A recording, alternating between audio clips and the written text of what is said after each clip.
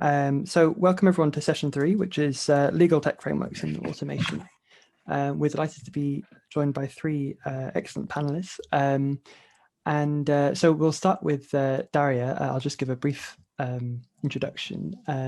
Darya is the Secretary General of the Association of Consultant Architects, a chartered architect, project manager, member of the Chartered Institute of Arbitrators, and research associate at the Centre of Construction Law and Dispute Resolution, King's College London. She's held multidisciplinary teams on high-profile regeneration projects such as the Greenwich Peninsula, Elephant and Castle, and the Athlete Village. She's redrafted both the REBA Domestic and Concise Building Contracts 2018 and the JCT 2016 Contract Administration Forms. She was also responsible for the extensive research that subsequently led to the publication of Enabling BIM Through Procurement and Contracts by the Centre of Construction Law and Dispute Resolution. And she has co-authored a short report jointly with Professor David Mosey on the potential use of disruptive technologies in construction, commissioned by Future Cities Catapult. So over to you, Darya. Thank you. Okay, good afternoon, everyone. I've been asked to start the sort of last session of the day, and we've got this session sitting under the heading of Legal Tech Framework and Automation. But having said that, I was going to kind of introduce myself, which Leo has kind of kindly done, so I could skip on some of the work that he has already kindly described. So we'll move on to some current projects which are kind of interest, and I think I'd like to share those with you. At the moment, I'm working on a number of grant-funded projects. First one being the Centre for Digital Build Britain and the Construction Innovation Hub. Also, another project again on the screen is with grant funding from BIS, which is the Department for Business, Energy and Industrial Strategy, and of course with the support of the Construction Leadership Council. Another report, so you can see how busy we are at the Centre of Construction Law at the moment, is involvement, asked to be involved with the Ministry of Housing, Communities and Local Government, and of course with the support and close working of the Health and Safety Executive and the government's kind of procurement advisory group. We are there to produce a guidance on the safe and effective procurement after the unfortunate Grenfell Tower disaster. Also, at the moment, literally this instant, I'm just finishing off 3 e-learning modules for the Supply Chain Sustainability School at the moment. Again, that kind of links on to the kind of the value toolkit and government's various other projects. Now, what's important at the moment is also, as a centre, we're investigating into the publication of ISO compliant, that's ISO 19650 compliant collaborative BIM protocol. If anyone is interested in actually getting involved, because we're sending out the guide for consultation, anyone would like to also basically test run it as early adopters, please get in touch at the end.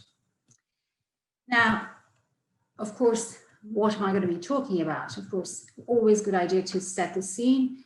And then basically from that, I want to sort of talk about law tech or legal tech, as it seems that both terminologies are currently in use. Then I think for those who are kind of from the technology side, it might be an idea to kind of set the scene about what basically this industry is all about. And look at basically, So basically, to start with, I think the law tech, legal tech is an interesting one. The Law Society talks about law tech. The Lawyers Portal talks about basically the legal tech. So we have this sort of discrepancy in jargon and terminology, which I think may also touch on in the previous session, but what's kind of important, and there's an emerging and potential use of technology within the delivery of the legal services, in dispute resolution, and in the practice of law. And I'm sure Gavin later on in his presentation will kind of cover most, if not all of those. So just to sort of basically interesting to sort of touch on some of the what I call the peculiarities of what we've got. It is, if we kind of want to describe it, I suppose we can actually say is a process of moving and assembling materials and equipment into completed and fully functional built form. But is it? It's actually more than that. Although we've got repetitive operations, they don't necessarily actually get performed or fixed in a sort of a fixed location or a fixed, sort of sequence. And like kind of basically manufacturing, we do actually build a prototype every single time. And we are trying to address that through off-site manufacturing and DFMA. But also what's important is the projects actually rely heavily on this kind of coordinated effort of a diverse network of people, products, services, and works.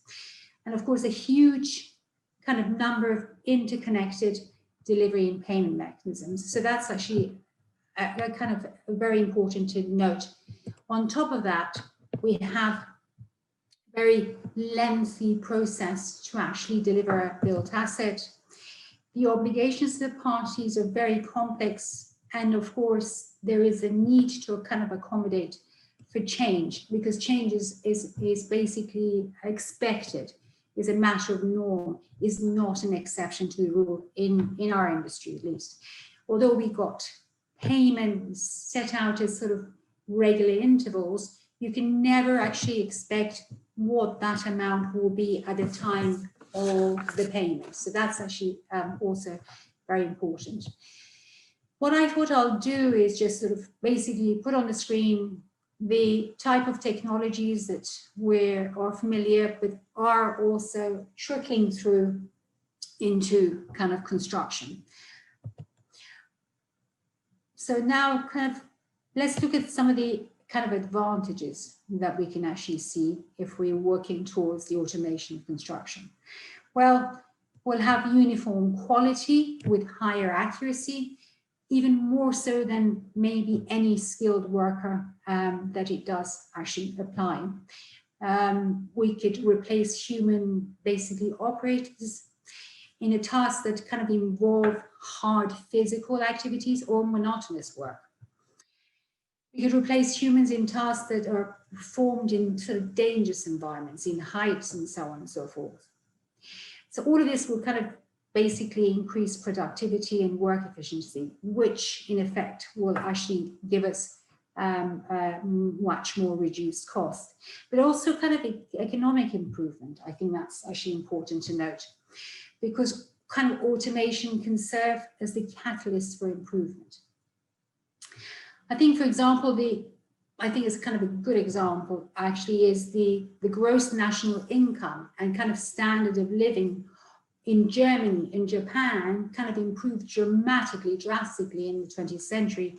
And this is due in large part to kind of embracing automation in construction and kind of infrastructure developments. So now let's have a look at potential kind of areas. Well, I see these as sort of three primary opportunities. First kind of is the automation that we can see where you are actually replacing traditional physical tasks on site. For example, now robots kind of laying bricks, and we've seen those already. Second would be the kind of opportunity that comes from the kind of automation of modular production in factories, be it 3D printing or facades and so on. And of course, the third centers around basically digitization and automation of things like design and planning and the management procedure. And they've kind of proved to create a lot of efficiencies basically on site. BIM was touched on, the fact that we can actually try and make sure we actually see the issues, clash detections and so on, and sort those out prior to going on site has created a lot of efficiency in that sense. So before going any further, I'd like to introduce you to this, which I use literally quite a lot, actually. It's an extract from Dr. Jim Mason's. It actually kind of tells you how contractually orientated our industry is, and the lack of trust that exists, that everybody needs to have that kind of a direct relationship that's needed to make sure they actually kind of cover themselves. So that kind of is a true way of, sort of demonstrating that lack of trust, to be honest, that exists in the industry. So you've had a lot of description about what is contract, what is a smart contract. So I thought rather than a text to give you a visual. So we'll not go through that because you probably have done so, and you've seen this and you've seen the description time and time again. However, I thought I'll put up a couple of sort of prominent quotes. I won't go through these except for the one that's actually right at the bottom from the actually Bilbao Bank, which says that the smart contracts are written as a computer programs rather than legal language on a printed document. I want you to kind of capture that, hang on to that thought. Because, having said that, I've got Chamber of Digital Commerce. Now, I understand, I've been told, this is the world's largest trade association representing the digital asset and blockchain industry as a whole. Now, it's interesting, look at this. It does actually describe smart contract. However, it also has a variation to the theme, and that is a smart legal contract. So he's putting this smart legal contract as a separate definition to a smart contract. And it says it actually articulates and is capable of self-executing on a legally enforceable basis the terms of an agreement between two or more parties. So again, it's an interesting one. It's a different variation to the theme. It's saying that a smart contract needs another type of technological contract, digital contract, called a legal, smart legal contract. Now, I won't go through this document. This is, and maybe actually Gavin might touch on it, and it was briefly touched in earlier presentations, actually. But the only thing I want to say that there were two findings here, and the second one is kind of more relevant to what we have. And I'll read on that one that says that basically smart contracts are capable of satisfying the requirements of English law contract formation principles and can therefore be interpreted and enforced using ordinary and well-established legal principles. So here, recognizing it under English law, the smart contract. Having said that, we've got also another document, which is a draft form by BSI, and is PAS 333. And what it does is, it's actually, PAS stands for those of you who don't know, is kind of publicly available specification. And so I encourage you to kind of Google it and find it and download it. But again, it talks about two different distinct definitions: smart contract and smart legal contract. Now, let's go back now to automation, but this time talking about automating kind of contractual performance, not the automation of sites and all the rest that we've actually covered earlier.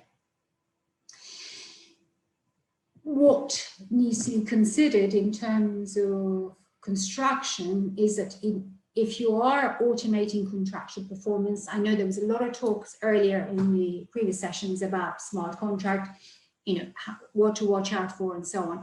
But what's important is to bear in mind the peculiarities that we need to be, sort of aware of and kind of accommodate if we are trying to basically create some form of a contract. and these could be a lot of things, as I said, that's actually kind of unique in terms of, how do you deal with discrepancies if there is between contract documents, force majeure. These are not things that you can actually plan and allow actually from day one in your programming going forward. So that's very important. So this is basically where I'm proposing something that is actually more sophisticated and call it an intelligent contract for the purpose of our kind of industry. Now, on the left, as they say, we have our smart contract, but on the right, we have a contract that is able to basically maneuver around the intricacies of our basically a way of working in construction. So it needs to be something more intelligent, it needs to be able to respond, it needs to learn, and ability to alter. So what I was going to do is just sort of briefly cover, as it's been covered previously in the previous presentations, some of the kind of factors hindering it. I know everyone said confidentiality in smart contract and blockchain is one of the advantages. I'm saying that basically what happens is sometimes when you have public procurements or open tenders, that kind of confidentiality might not exist the way you intend it to. The intention of parties, previous again sessions talked about the fact that you need to somehow or another set out a clear indication of obligations. I think that difference between the legal and smart contract also kind of presents that. It's, as I said, we have a very long process of delivery of an asset. So that in itself, it says that smart contracts are not necessarily suitable for that sort of purpose, and hence the reason of my proposing an intelligent contract. And of course, I think the enforceability was touched on, in terms of, so for example, can it be relied on for the enforceability in the court of law? And we saw some publications with regard to that. And also for, is it going to be enough for structuring all the terms of the commercial transactions that's required? And of course, the regulatory compliance, moving away from third-party intermediaries, which again was touched on in sort of previous slide.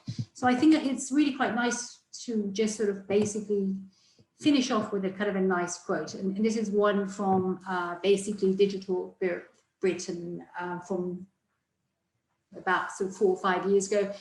And this is before it sort of centered into this new center for basically Digital Britain.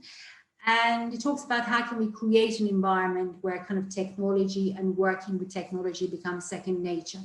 Well, we've looked at, we've seen there's a kind of a trust issue. We've looked at and we've seen that there's a lot of intricacies that we have a lot of problems, but we also need a lot of things that will actually support us through technology to address those.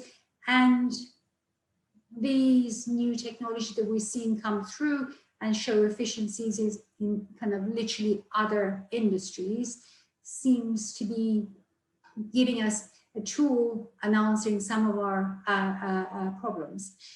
Now, I think I've just gone over by 1 minute. I understand the questions are right at the end. So on that note, basically, I'll hand over the baton to Anthony. Anthony, over to you.